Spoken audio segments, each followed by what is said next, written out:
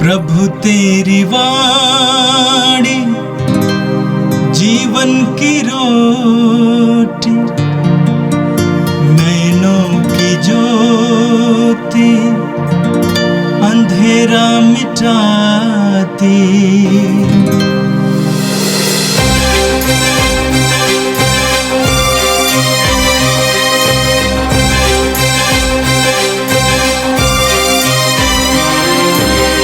प्रभु तेरी वाणी जीवन की रोटी, नैनों की ज्योति अंधेरा मिटाती। प्रभु तेरी वाणी जीवन की रोटी, नैनों की ज्योति अंधेरा मिटाती। वाणी वाणी वाणी वाणी वाणी पवित्र है, शाश्वत है, जीवन का मन्ना है। 13 अप्रैल शनिवार। पहला पाठ प्रेरित चरित अध्याय 6 पद संख्याएं 1 से 7 तक। उन दिनों जब शिष्यों की संख्या बढ़ती जा रही थी, इब्रानी भाषाओं के विरुद्ध यह शिकायत की कि रसद के दैनिक वितरण में उनकी विधवाओं की उपेक्षा हो रही है। इसीलिए 12 ने शिष्यों की सभा बुलाकर कहा, यह उचित नहीं है कि हम भोजन परोसने के लिए ईश्वर का वचन छोड़ दें। आप लोग अपने बीच में से पवित्र आत्मा से परिपूर्ण 7 बुद्धिमान तथा ईमानदार व्यक्तियों का चुनाव कर लीजिए। हम उन्हें इस कार्य के लिए नियुक्त करेंगे और हम लोग प्रार्थना और वचन की सेवा में लगे रहेंगे। यह बात सबों को अच्छी लगी। उन्होंने विश्वास तथा पवित्र आत्मा से परिपूर्ण स्तेफनुस के अतिरिक्त फिलिपुस, प्रोखुस, निकारोस, तिमोन, परफेमस और यहूदी धर्म में नवदीक्षित अंताकिया निवासी निकोलस को भी चुन लिया और उन्हें प्रेरितों के सामने उपस्थित किया। प्रेरितों ने प्रार्थना के बाद उन पर अपने हाथ रखे। ईश्वर का वचन फैलता गया। यरूशलेम में शिष्यों की संख्या बहुत अधिक बढ़ने लगी और बहुत से याजकों ने विश्वास की अधीनता स्वीकार की। यह प्रभु की वाणी है। संत योहन के अनुसार प्रभु यीशु का पवित्र सुसमाचार, 6वां अध्याय, पद संख्याएं 16 से लेकर 21 तक। संध्या हो जाने पर शिष्य समुद्र के तट पर आए। वे नाव पर सवार होकर कफरनाहूम की ओर समुद्र पार कर रहे थे। रात हो चली थी और यीशु अब तक उनके पास नहीं आए थे। इस बीच समुद्र में लहरें उठ रही थी, क्योंकि हवा जोरों से चल रही थी। कोई 3-4 मील तक नाव खेने के बाद शिष्यों ने देखा कि यीशु समुद्र पर चलते हुए नाव की ओर आगे बढ़ रहे हैं। वे डर गए, किंतु यीशु ने उनसे कहा, मैं ही हूं, डरो मत। वे उन्हें चढ़ाना चाहते ही थे कि नाव तुरंत उस किनारे जहां वे जा रहे थे लग गई। यह प्रभु का पवित्र सुसमाचार है। क्रीस प्रभु की जय। रोज की रोटी के मेरे प्रिय श्रोताओं, प्रभु यीशु ख्रिस्त में मेरे प्रिय भाइयों बहनों, हमारे जीवन में दिक्कतें, मुसीबतें, मनमुटाव, आपसी विचारों में फर्क, ये सब आना बहुत ही सहज बात है और ये अक्सर ऐसा होता है। हम समाज में रहते हैं, हम परिवारों में रहते हैं और इसलिए आपसी मनमुटाव की बात हर जगह होती है। दिक्कतें और तकलीफें आने पर हमें इन बातों से चकित होने की जरूरत नहीं है। महत्वपूर्ण बात यह है कि हम कैसे इन दिक्कतों का सामना करेंगे, कैसे इन समस्याओं का समाधान ढूंढेंगे। और आज के पहले पाठ में एक बहुत अच्छा नमूना है। प्रेरित चरित्र 6वें अध्याय में हम पढ़ते हैं कि दो समुदायों के बीच में आपसी मनमुटाव हो गया। आदिम कलीसिया में दो तरह के समुदाय थे। एक ईसाई धर्म को अपनाने वाले फिलिस्तीन के लोग, और दूसरी तरफ ईसाई धर्म को अपनाने वाले अन्य देशों के लोग। उनमें कोई यहूदी भी हैं, कोई गैर यहूदी भी हैं, हर तरह के लोग हैं। लेकिन इन सबों ने यीशु को अपनाया था और यीशु के मार्ग को अपनाया था। पहले समूह को इब्रानी कहते हैं भाषा के आधार पर, और दूसरे को यूनानी कहते हैं क्योंकि उनमें से ज्यादातर लोग यूनानी भाषा बोलते थे। इब्रानी भाषी लोग संकीर्ण विचार के थे और यूनानी जबकि ज्यादा उदार थे, और उनमें से कुछ लोग अमीर भी थे, पढ़े लिखे लोग थे। इब्रानी ईसाई कुछ स्वार्थी थे, वे यूनानियों को नीचा देखते थे और यूनानियों के हाथ से पैसा तो लेते थे, लेकिन दान धर्म के मामले में वे ज्यादा स्वार्थी निकले। अपने समूह के यानी इब्रानी समूह के लोगों की वे ज्यादा परवाह करते थे और केवल इब्रानी विधवाओं को और इब्रानी गरीबों की वे मदद करते थे। इसलिए यूनानी मसीहियों को लगा कि उनकी विधवाओं का सही ढंग से देखभाल नहीं हो रही है, उनके गरीबों की परवाह नहीं की जा रही है, उन लोगों के साथ अन्याय हो रहा है, और इसलिए उन्होंने प्रेरितों से इस बात की शिकायत की। प्रेरित लोगों ने यूनानियों की शिकायत की अनसुनी नहीं की, उन्होंने अनदेखा नहीं किया। उनकी शिकायत को प्रेरितों ने बड़ी गंभीरता से ली। ये सीखने की बात है। हमारे पास कोई शिकायत आती है तो हम उन शिकायतों की अनसुनी ना करें, उन्हें गंभीरता से ले। शिष्यों ने जो कार्य किया शिकायत सुनने के बाद, दो बातें उभर कर आती है। एक, उन्होंने सिद्धांत के आधार पर एक महत्वपूर्ण निर्णय लिया। उनका निर्णय यह था कि प्रेरितों का काम सुसमाचार का प्रचार करना है, खुशखबरी सुननी है, यीशु के सुसमाचार की अगुवाई करनी है, उसको सुनाना है। और दूसरी तरफ उन्होंने यह भी निर्णय लिया कि सामाजिक कार्य करना प्रेरितों का कार्य नहीं है, ये किसी और को दिया जाए, यह निर्णय था। और दूसरी तरफ उन्होंने यह निर्णय लेकर उसके क्रियान्वयन की जो प्रक्रिया अपनाई, एक स्थायी समाधान उन्होंने ढूंढ लिया।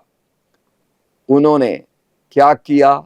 7 सेवकों का एक समूह बनाया, हमेशा के लिए बनाया, और अंग्रेजी में जिसे डीकन कहते हैं, डीकन यूनानी शब्द है जिसका अर्थ है सेवक।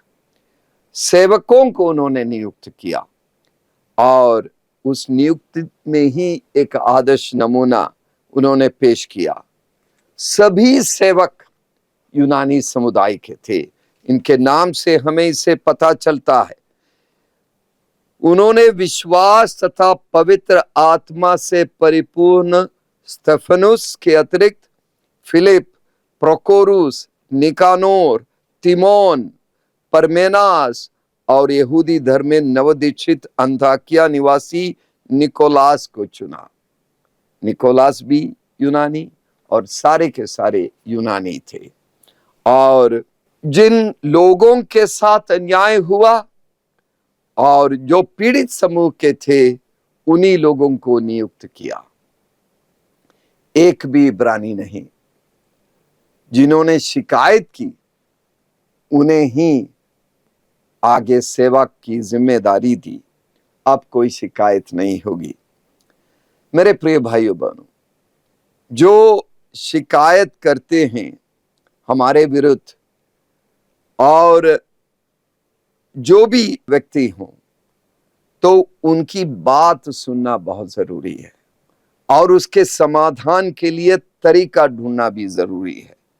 और उनके प्रति जो शिकायत हमारे प्रति भी करते, उनके प्रति प्रतिस्पर्धा नहीं होनी चाहिए, उनके खिलाफ मन में कोई मनमुटाव नहीं होना चाहिए। उनकी बात को सुनकर संवेदनशीलता के साथ उनकी समस्या का समाधान ढूंढना जरूरी है। ये आदर्श प्रेरित लोग हमारे सामने प्रस्तुत करते हैं और हमारी जिम्मेदारियां स्पष्ट रूप से कहते हैं। जो जिन्हें प्रभु ने चुना है, अभिषेक किया है, उन्हें सुसमाचार का कार्य करना है, और जिन्हें सामाजिक कार्य की नियुक्ति दी गई है और उपयाजक लोग और समाज के अन्य नेतृत्व के गुण जिनके अंदर हैं, उनका कार्य, ये सेवा का कार्य, दान धर्म का कार्य उन्हें सौंप दिया जाए। आज हम योहन के सुसमाचार के 6वें अध्याय में एक अनोखी घटना का वर्णन सुनते हैं। योहन के सुसमाचार के शुरुआत में हम सुनते हैं कि यीशु गलील झील, जिसे तिबेरियुस भी कहते हैं, उस झील के कफरनाउम से बिल्कुल दूर दूसरी तरफ, जहां सीरिया का बॉर्डर है, वहां वे प्रभु गए और समुद्र तट पर वो लोगों को उपदेश देने लगे। बहुत सारे लोग वहां थे और उनके सामने 5000 पुरुषों को और अन्य महिलाओं और बच्चों को प्रभु ने रोटी का चमत्कार किया और उन सबको भरपेट भोजन खिलाया। हमें समझने की जरूरत है, ये गलीलिया का झील एक बहुत बड़ा झील है और दुनिया का सबसे कम ऊंचाई का ये झील है और बहुत सारी मछलियां उस झील में हैं, जीवन से परिपूर्ण है और 21 किलोमीटर उसकी लंबाई है, 13 किलोमीटर उसकी चौड़ाई है। और प्रभु ने यह निर्णय लिया कि जब उन्होंने रोटी का चमत्कार दिखाया था, वो काफी लोकप्रिय हो गए। वहां जितनी भी जनता थी, जितने लोगों ने इस चमत्कार के बारे में सुना, वो सब आगे प्रभु को नबी घोषित करने लगे, प्रभु को राजा बनाने का प्रयास किया। और इस बात को जानकर प्रभु यीशु वहां से निकल गए, खिसक गए और वे पहाड़ी के ऊपर चढ़कर पिता परमेश्वर से संवाद कर रहे थे, प्रार्थना कर रहे थे। योहन के सुसमाचार के 6वें अध्याय के 15वें पद पर लिखा हुआ है, यीशु समझ गए कि वे आकर मुझे राजा बनाने के लिए पकड़ ले जाएंगे, इसलिए वे फिर अकेले ही पहाड़ी पर चले गए। इस बात से प्रेरित बहुत निराश हो गए।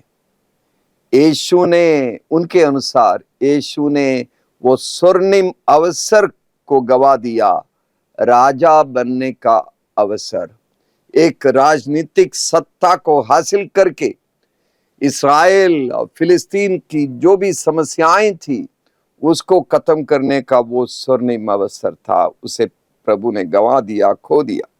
रोटी के चमत्कार का कोई राजनीतिक उद्देश्य नहीं था, वो एक धार्मिक कार्य था। प्रभु यीशु स्वयं जीवन की रोटी है, ये सत्य लोगों को समझाना चाह रहे थे, लेकिन प्रेरित इस बात को नहीं समझे। 17वें पद पर लिखा है, शिष्य लोग नाव पर सवार होकर कफरनाहूम की ओर समुद्र पार कर रहे थे, क्योंकि शिष्य उदास हो गए थे, निराश हो गए थे और उन्हें डर भी था। वे थके हुए थे और उन्हें डर सताने लगा, यहूदी नेताओं की बातों को देखकर और प्रभु के व्यवहार को भी देखकर। और वो रात चांदनी रात थी, पास्का का पर्व नजदीक था और रात को जोरों से हवा चलती है और हवा इतनी जोर से चलने पर नाव डगमगा भी जाता है। और पूर्णिमा के आसपास की रात थी और इसीलिए पूनम की चांदनी में जब उन्होंने यीशु को पानी पर चलते हुए देखा तो वे लोग घबरा गए। उस उदासी भरी, निराशा भरी माहौल में उन्हें डर सताने लगा, तो उन्होंने सोचा ये कोई प्रेत है, और उनके घबराहट को समझकर प्रभु यीशु को यह बताना पड़ा, यह मैं ही हूं, डरो मत, ये मैं ही हूं, डरो मत। बस एक वाक्य, और उस एक वाक्य के माध्यम से यीशु अपने शिष्यों को यह बताना चाह रहे थे, डरो मत, मैं सर्वशक्तिमान पिता ईश्वर का पुत्र हूं। डरो मत, मुझ में सामर्थ्य है, चाहे आंधी तूफान हो, तुम्हारा नाव जितना भी डगमगाए, उन सारे आंधी तूफान को शांत करने का सामर्थ्य मुझ में है, मुझ में करुणा है। जब मैं हूं, डरने की कोई जरूरत नहीं है। इसीलिए प्रभु कहते हैं, यह मैं ही हूं। इस रात के बाद हम देखेंगे कि अगले दिन मैं जीवन की रोटी हूं, यह संदेश प्रभु अपने शिष्यों को कफरनाहूम में पहुंचने के बाद देते हैं। यीशु ने हर मौके को एक अच्छे महान शिक्षक होने के नाते यीशु ने हर अवसर का उपयोग किया। डर की परिस्थिति में भी यीशु ने अपने शिष्यों को यह संदेश दिया, मत डर, मैं तुम्हारे साथ हूं। उस उदासी भरी माहौल में प्रभु यीशु ने उन्हें यह संदेश दिया, मैं तुम्हारा साथ नहीं छोड़ूंगा, मैं तुम्हारे साथ हूं। मेरे प्रिय भाइयों बहनों, प्रभु यीशु एक कंपास की तरह है। कंपास आप जानते हैं, जो लोग यात्रा पर निकलते हैं, खास करके पानी जहाज से या नाव से, उनके पास कंपास होता है, मार्गदर्शन का वो औजार, जिससे पता चलता है कि उत्तर की दिशा कहाँ है, दक्षिण की दिशा कहाँ है, और उसके सहारे वे लोग चलते हैं। और यीशु हमारे मार्गदर्शक है। यीशु के लिए स्वयं स्वर्गिक पिता मार्गदर्शक है, कंपास है। स्वर्गिक पिता से संवाद करना यीशु के लिए बहुत जरूरी था और उस तरह उन्होंने कंपास का उपयोग किया। बाद में आंधी तूफान में शिष्यों का नाव जब डगमगा रहा था, तब यीशु स्वयं मार्गदर्शक बनकर, स्वयं कंपास बनकर अपने प्रिय शिष्यों के पास वे आए। और हमारे लिए जरूरी है कि जिस तरह शिष्यों ने यीशु के दिशा निर्देश को स्वीकार किया, हम भी प्रार्थना और भरोसे के साथ, जिस तरह प्रेरितों ने प्रार्थना, भरोसा और पवित्र आत्मा के मार्गदर्शन को स्वीकार कर सेवकों को अभिषेक किया और उन्हें जिम्मेदारी दी, उसी तरह हम में से हरेक को प्रार्थना और प्रभु पर भरोसा और पवित्र आत्मा की अगुवाई में प्रभु यीशु के मार्गदर्शन को स्वीकार करना होगा, प्रभु यीशु के मार्ग पर चलना होगा। प्रभु यीशु जिस तरह हमें आगे ले चलना चाहते हैं, उसी की खोज करें और उसके अनुसार हम चले। प्रभु जो हमें ये सांत्वना देते हैं, मैं ही हूं, डरो मत, उस प्रभु पर पूर्ण रूप से विश्वास करते हुए कि जीवन के अंत तक, संसार के अंत तक प्रभु हमारे साथ है, हम जीवन की यात्रा में आगे बढ़े। आइए हम प्रार्थना करें। सर्वशक्तिमान प्रेमी पिता ईश्वर, हम तुझे धन्यवाद देते हैं, तेरी स्तुति करते हैं। हम प्यारे प्रभु यीशु के लिए तुझे धन्यवाद देते हैं।